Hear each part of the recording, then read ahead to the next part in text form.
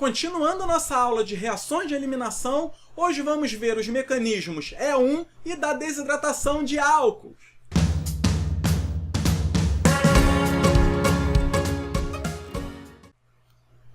Olá pessoal, muito bem-vindos ao nosso canal Fórmula de Soluções. Hoje nós vamos continuar o módulo de reações orgânicas e nossa aula 2 é a segunda parte das reações de eliminação.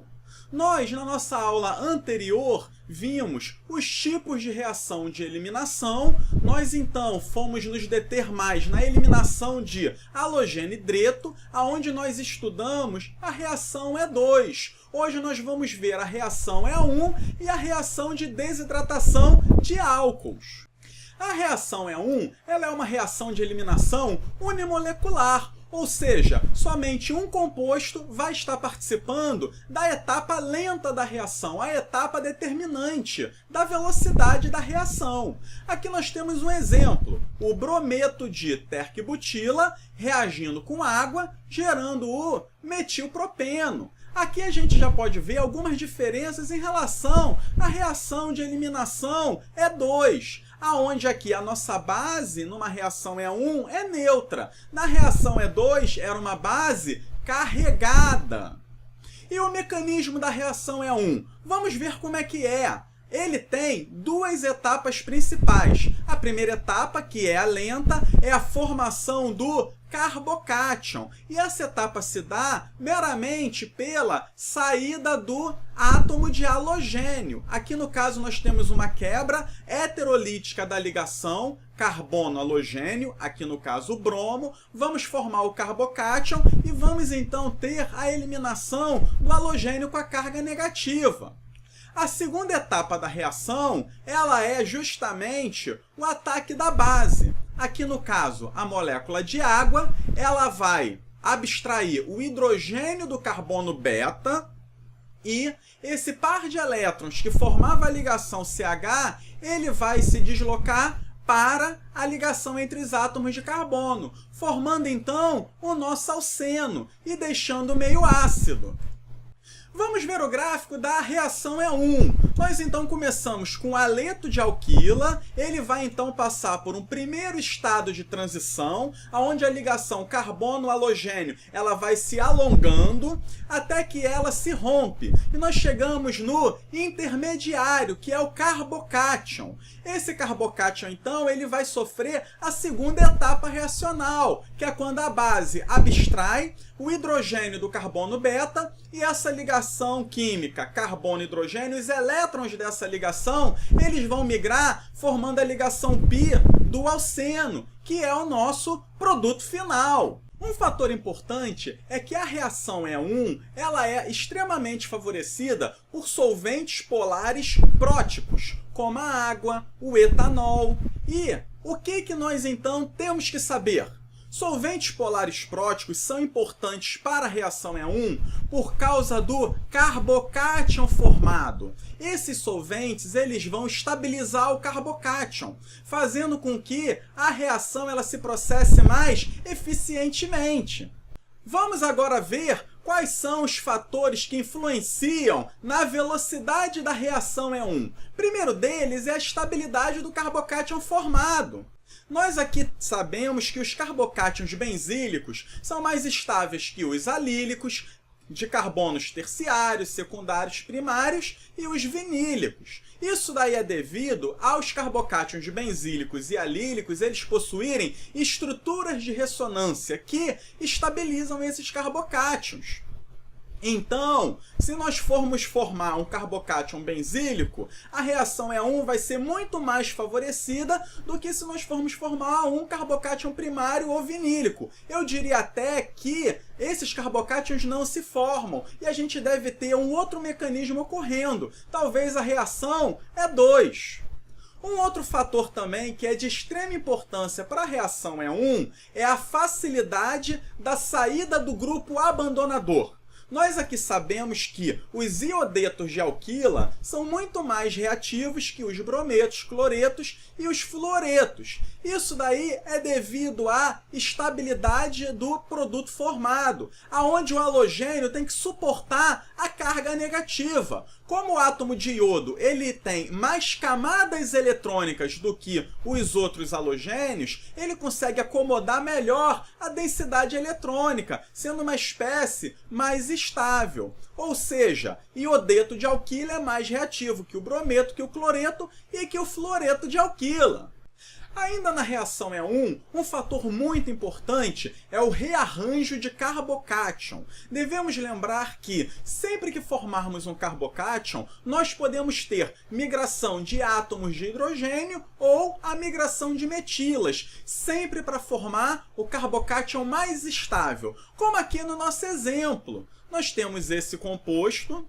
A princípio, nós temos a saída aqui do átomo de cloro, do cloreto, que é o cloro com a carga negativa. Vamos formar aqui um carbocátion secundário, mas que pode ser rearranjado. A gente pode ter a migração da metila para esse carbono que tem a carga positiva e formar, então, um carbocátion benzílico, que é muito mais estável. E é aí, então, que a reação vai ocorrer. Vamos ter o rearranjo para formar o nosso produto final mais estável. E quanto à regioseletividade da reação E1? Ela também segue a regra de Zaitsev, ou seja, nós eliminamos o átomo de hidrogênio do carbono beta do carbono menos hidrogenado. Vamos aqui ver o exemplo. Temos o 2-cloro, 2-metilbutano, interagindo com uma molécula d'água, que é uma base fraca. Logo, o mecanismo é 1. Aqui nós temos 2 carbonos beta, é o CH2 e o CH3. E nós podemos, então, eliminar 2 tipos de hidrogênio beta. Nós podemos, então, formar o 2-metil-2-buteno e o 2-metil-1-buteno. O 2-metil-2-buteno será o produto majoritário, porque ele vem de um estado de transição mais estável. Essa explicação ela está lá na nossa aula parte 1 de reações de eliminação, quando nós fomos explicar o mecanismo da reação E2. Mas, basicamente, nós estamos aqui comparando estados de transição com energias diferentes. E sempre o estado de transição tem característica de alceno, o alceno mais substituído ele é o mais estável. Logo, o produto majoritário será 2-metil-2-buteno.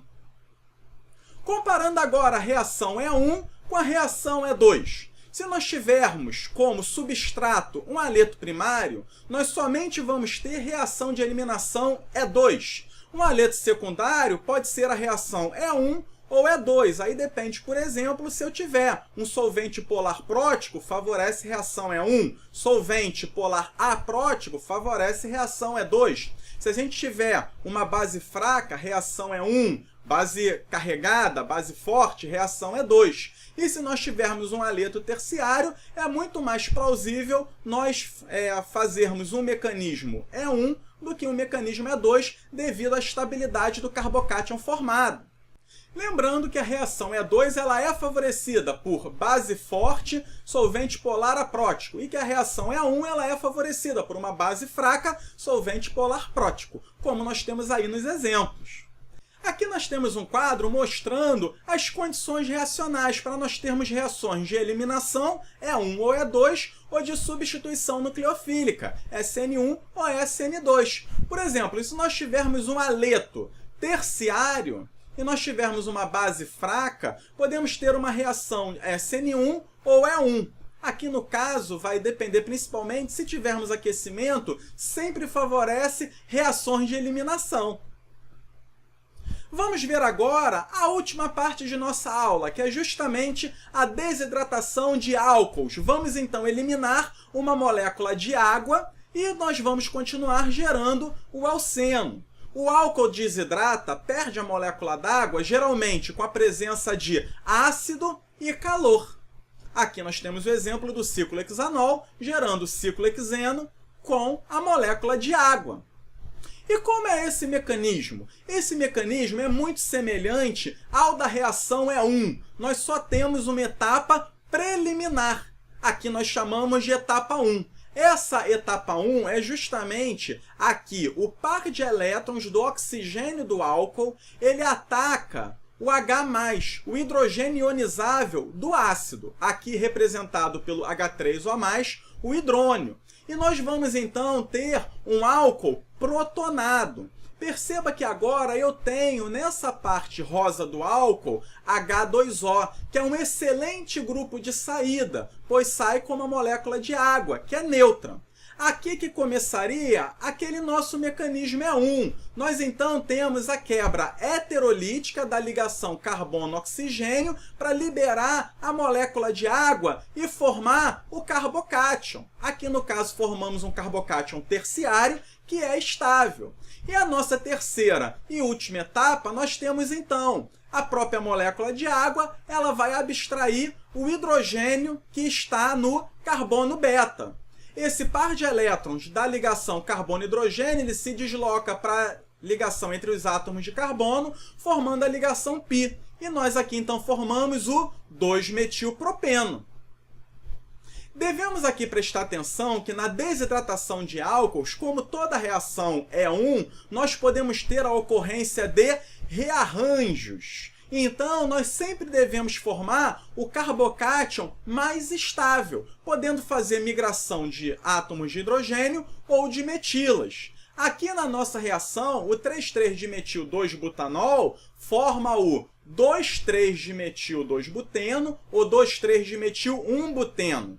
Perceba que nós tivemos a migração de uma metila. A cadeia reagente, a cadeia do composto reagente, ela é essa. Nós geraríamos um carbocátion secundário. Enquanto que a cadeia do produto, nós aqui tivemos a migração de uma metila, justamente para formar o carbocátion terciário, que é bem mais estável.